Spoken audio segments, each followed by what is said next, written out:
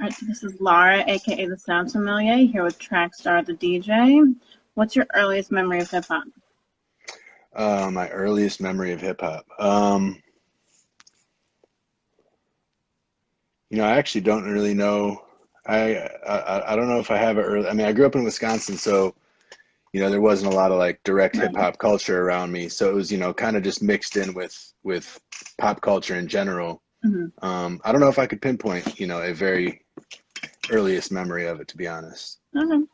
Um, which records do you recall hearing in your home when you were younger? I mean, my parents listened to like jazz and the Beatles, and we listened to the radio a lot, classic rock radio, um, adult contemporary. I've got memories of listening to Sade on the adult contemporary station on my way to school, in my mom's car for sure. Um, yeah, those were kind of the main ones when I look back that I think of. Nice. Was there any kind of scene in Madison when you were introduced to the culture? What was it like? Or... There was, but I didn't really know about it. I kind of found out later that there was more going on than I realized. Since when I kind of discovered like Tribe and Wu-Tang and that kind of stuff, I wasn't seeing it in my daily life. And I think I kind of just like assumed like that it just no one else knew about it in Wisconsin besides me, Mm-hmm. which, looking back is silly, but, um, and then later I found out that there's actually, a lot of stuff going on, a lot of stuff at the university, Right. a lot of rap shows there, even, the concert venue near my house. I didn't know it at the time, but there was like a Souls of Mischief Tribe De La show that I wish I had gone to when I was 12. But just didn't realize what all was happening. Hmm. So how did you hear about like Tribe and Wu-Tang? Um, I think I just picked up a couple CDs, Hmm. just because they look cool. I thought I recognized the names. I mean, the direct line was I know I had a buddy who started playing me the Beastie Boys, and went from that to Tribe, and then it just kind of like branched out from there. And then hearing Wu Tang for the first time was really kind of like the real moment that just it's like a Yeah. BCAD thing. It's like after I heard Wu Tang, it was like, okay, this is what I like. This is what I want to spend my time on. Nice. Yeah, Do you remember some of the first records you played on KWUR while a student at Washington University in St. Louis? man. I don't know if I remember a lot of specific records. I mean, it was a lot of the raucous stuff. We were playing all the underground stuff. I mean, I started in 99, 2000.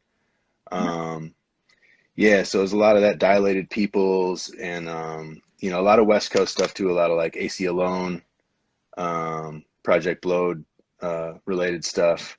Mhm. And then local St. Louis stuff too, Bits and Pieces and Soul Tide. Um, some St. Louis acts that deserve a bigger platform than they ever really got. Why do you consider St. Louis one of your biggest influences? I mean, it's where I started DJing. I mean, first of all, and it's where I really dove in. I mean, like I said, when I was in Wisconsin, I didn't realize that there was even stuff to check out besides just CD stores, record stores to dig around in. So when I got to St. Louis, started doing the college radio thing, just through the radio station, we started doing shows, and that helped me branch out into the local scene and meeting Bits and Pieces, and then um, going to spots like the Science, where I got to say rest in peace, Wes Allman, um, and seeing the DJs there. Grocery, who I see just joined the chat, Mike 2600 will play there occasionally. Crucial, Needles, Fly DX hosted it. Um, Agile One, there was just like Alahan, B Money. There's just all these incredible DJs, and that was really like the biggest influences on me is seeing these people, not just listening to the records and watching videos and seeing stuff online, but seeing it in front of my face. And St. Louis is really where my life became just 100% about hip hop and DJing. So in the last 2 decades, you've released more than 150 mixes and sold tens of thousands of CDs featuring collaborations with Royce da 5'9", Pete Rock, and Big Boy, among others. What, in your opinion, constitutes the perfect mix? Man, the perfect mix. I mean, there's so many different type of mixes for so many different purposes. So, it's kind of hard to pinpoint like a perfect mix. Mm-hmm. But it comes down to everything. Selection is really important. You know, the quality of the transitions between the songs, and then, you know, the little flavorful stuff you add, drops and little, you know, little things you sprinkle through the mix. You know, it's just kind of all got to come together. You know, I think all those elements would have to be in place to make the perfect mix. Why do you consider your Organized Noise Out of the Darkness mixtape, which you put out about 8 years ago, to be your favorite mix ever? You know, that one, it's just got a really cohesive sound, which is because it's all the same producer. But it's got 50 tracks on there. I worked really hard to make everything kind of make sense and blend. And, you know, just the fact that I was able to get Big Rube to host it was incredible. You know, that's kind of, I mean, he was the perfect host for it, for sure.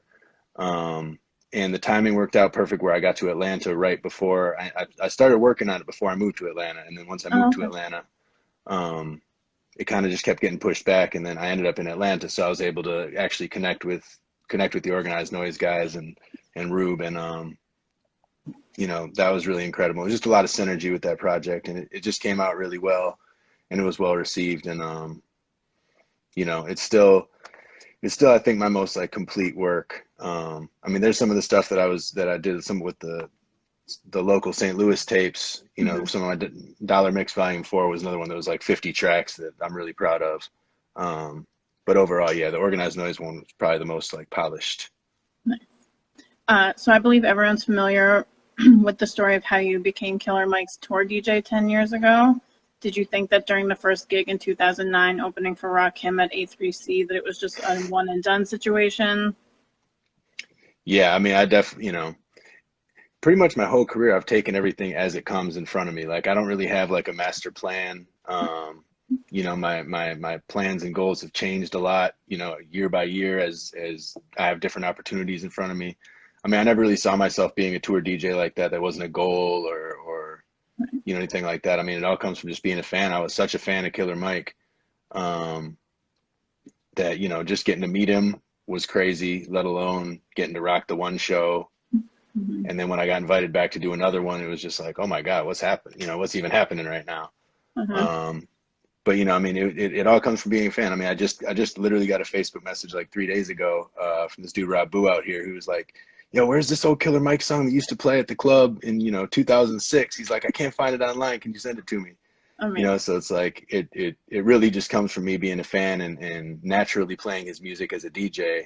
And it just all led into work going. So I'm a little subdued right now. My daughter's asleep. We just put her down upstairs. That's totally fine. I was going to ask about her. She's sleeping okay? She's sleeping okay. I can't get too excited and start yelling. That's like my 4-year-old son. I'm like terrified that he's going to come out and interrupt, but we'll see.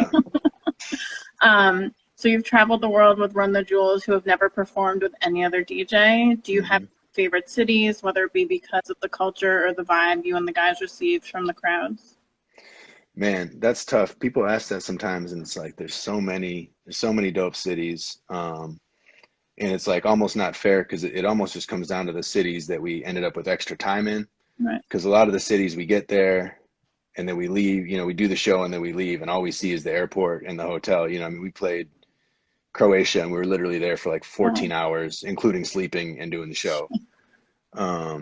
So, you know, I mean, we've spent a lot of time in Amsterdam, which is a beautiful city. We've had a couple times where we've had like a break in shows. We've spent like 5, 6, 10 days there. You know, and you know, in America, there's reasons to like, you know, we get great crowds in a lot of cities. Chicago's always been really good to us for sure. But the coolest thing about the traveling to me is, you know, I've got from growing up and then from college and then just from moving around in rap, I've got friends in all these different cities. So it's been really cool because every year I get a chance to go catch up with my friends in DC and then catch up with my friends in Seattle. And, you know, it's cool to get to build with people year after year. When normally it'd be like, you know, take 1 or 2 vacations a year to really, you know, get to catch up with folks. Right. And everyone's like, when are you coming to see me? Yeah. So in 2017 alone, you played dozens of solo gigs and made appearances on radio shows worldwide, in addition to over 100 Run the Jewel shows. How do you manage to juggle such a demanding tour schedule with online radio residencies and being a family man? Well, at that time, I wasn't a family man yet, so that was one fewer responsibility. Yeah. I definitely would have a hard time juggling 2017 schedule now with Amina here.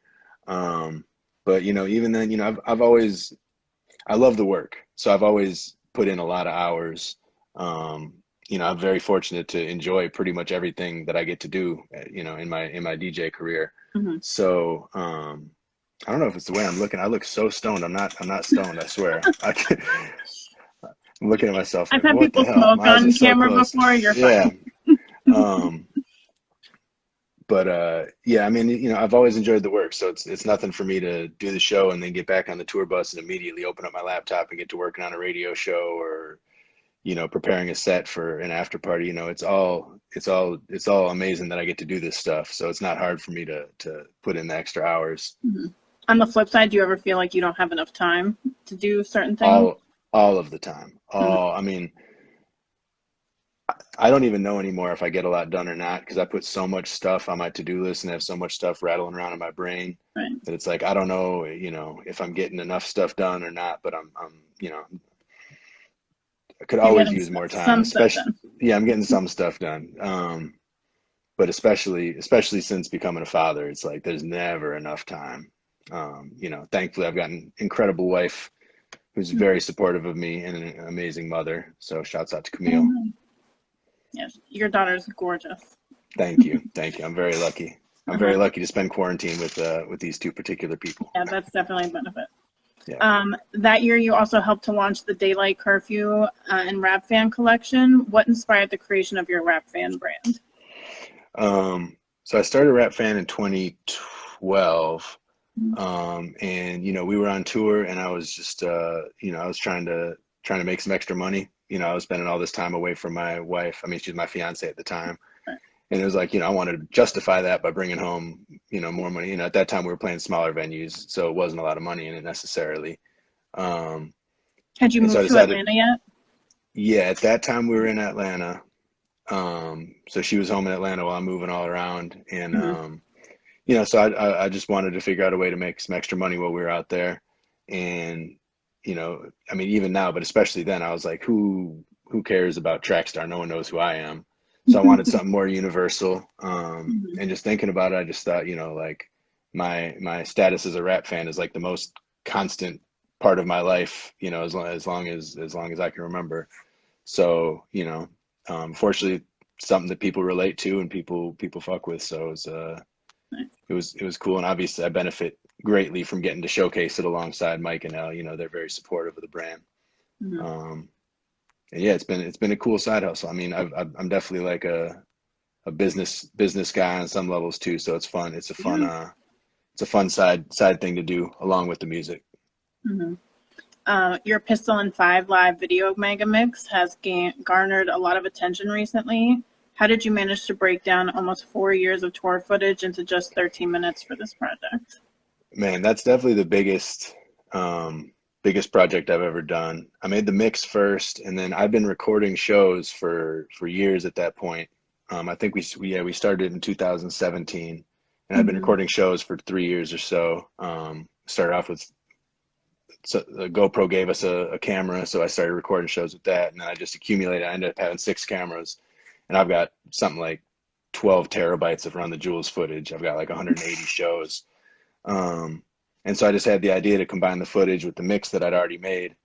And so one of my best friends from college, Aaron Becker, has a company called Filmograph. He also did my like my Trackstar logo. Very incredible designer. And I stepped to him with it, and we talked to RTJ about turning into this bigger thing. And yeah, it took a long time. Shout out to the editor, Gabe Diaz, who put in all the work going through all the footage. I mean, I made suggestions and, little Hmm. edits were here and there, but, they're the video professionals, so they did the bulk of the work. And they did an incredible job. I'm so happy with how it turned out. Yeah, it turned out Um, really nice. yeah, so that was very cool.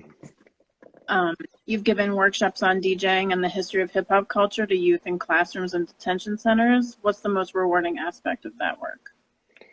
It's I haven't done that in a while, and I'm hoping to get back into, especially now that I'm back in St. Louis, which is kind of where I have the most community and infrastructure. And now that I'm actually like home for an extended period, because I've just, since we started touring, I've not been home long enough to establish any, you know, opportunities to really do stuff like that. But, you know, it was always cool to expose younger kids to like the aspects of hip hop that they don't see naturally just on TV and the radio and you know, major media, and watch them have the light bulb moment and realize it's more than what they've seen, and start digging for more stuff and wanting to learn more about it.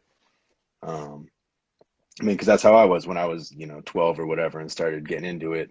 I wanted to know everything. I was reading everything I could get my hands on, listening to everything I could find. So it's cool to see that sparked in a younger person for sure. So you've shared a stage with DJ Shadow, Nas, Zach De La Rocha, to name just a few. How do you think the current pandemic and future occurrences will affect your touring schedule and other gigs? You know, I wish I knew. It's, you know, everything's so up in the air now.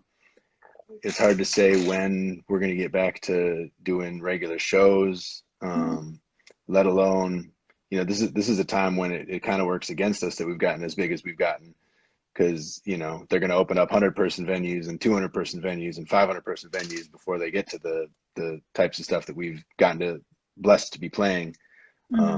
You know, I mean, this year we were supposed to be on tour with Rage doing 18, 20,000. And, you know, I don't even know when they're going to have that many people in one place again. You know, the tour is rescheduled for next year. Hopefully that'll all work out. But, you know, it's been really amazing these last 10 years getting to perform with so many of my idols and meet so many people that influenced me so much and mean so much to me. So I'm hoping we can get back to it sooner than later. I'm sure we'll get there. It's just a matter of when we'll figure all this out. Yeah, indeed. You've been involved with the smoking section on Shade 45 XM radio for just over 2 years, which has helped build your online presence. Has the format of the show changed since the pandemic began? No, it really hasn't. I mean, so the smoking section was a blog back in the 2000s and early 2010s, that I was heavily involved in. You know, shouts out to all the guys involved with that. They're all incredible writers, and a lot of them have gone on to do really great things. And Gotti, who runs the smoking section, is actually like the guy who kind of put in the word with Mike that, you know, I don't know if I would be here if it wasn't for Gotti sending that one message. So when I got offered the show on Shade, you know, I wanted to pay homage to the site that meant so much to me, and so that's what I called it. And since the beginning, I've been doing it on tour, so I've never been able to do it like live in studio or had guest hosts, because I'm doing it on planes and in hotel rooms and, you know, in whatever time I could fit in. So, you know, now I'm doing the same thing, just in my basement, you know, just in my home studio. So the format's pretty much the same. You know, it'd be fun if I could have like all my friends in the room just talking shit and, you know, having a good time with it. But it's a mixed show that you know, I'm fortunate to have the opportunity to do, and I just got to figure out how to get it done when I'm on the road. So yeah, a lot of those episodes got made on planes or on the tour bus at the last minute. So since you've been home, what have you been listening to in the recent months? This band Salt, who actually just dropped You're not the first a new person to project. say that. Yeah, really. Yeah, they're. I keep saying they got the album of the year next to Us, and now they got two of them. They dropped two this year. I actually haven't even gotten to listen to the new one yet. Literally just dropped a couple hours ago. So them a lot. You know, all the music for my show, which, you know, it's a lot of the Griselda stuff and sub Griselda type. You know, that sound. They're huge this year. Yeah. I mean, they're, you know, they've opened up a really great lane of like stuff that doesn't feel old, but it appeals to the sensibilities of people who like stuff from another era. Indeed. So, you know, yeah, a lot of that stuff. And, you know, in my spare time, it's a lot of like weird ambient music or like jazz or, you know, just especially with as stressful as the world's gotten, you know, I like taking walks in nature and just listening to some chilled out music. Not not always rap all the time, you know, especially on tour where it's like it's loud rap every night. It's, you know, I can't necessarily wake up and put on put on some beats and rhymes. Like your man DJ Shadow. Yeah, yeah. I mean, I listen to Shadow a ton. I mean, he's, you know, he's an idol of mine, and Mhm. I mean, I still listen to Introducing like weekly. Are you currently working on any projects that you want to promote? Yeah, well, I've been working on. I've got a follow up to the Organized Noise tape Mhm. of Earth Tone 3, which actually, let me ask you, do you know who Earth Tone 3 is? I do. Okay. Because a lot of people, they're so under the radar. A lot of people don't know exactly who they are and what they've done, which is why I'm trying to bring that, you know, bring that up But on I the think tape. I only do because someone that I know who tells me about a lot of underground stuff told me. Okay. I've never really talked to anyone else about them.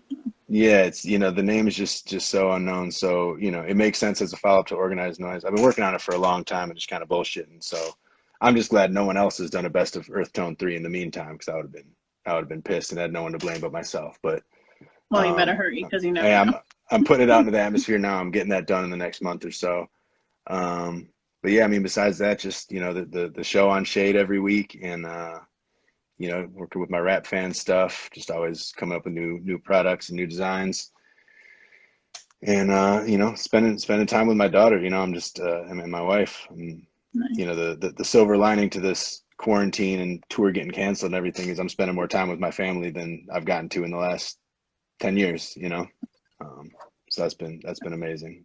hmm So Run the Jewels announced in June that it would support the Black Lives Matter movement and offered Run the Jewels 4 for free in exchange for voluntary donations, which raised more than $75,000 in 5 hours following its release. How have ongoing acts of racial violence and injustice affected you personally in recent months? I mean, you know, it's this year has been so overwhelming. And you know, this is something I've been tuned into for a long time. When I first got into hip hop, I read a few different things that kind of like helped me understand the the the place that, you know, white people occupy in hip hop, and I've always been tuned into race heavily. And you know, one of my best friends here in St. Louis is Tef Poe, who got very involved in the Ferguson movement and still is, you know, an amazing activist to this day. Obviously, rocking with Mike, I've been adjacent to a lot of the stuff he's done.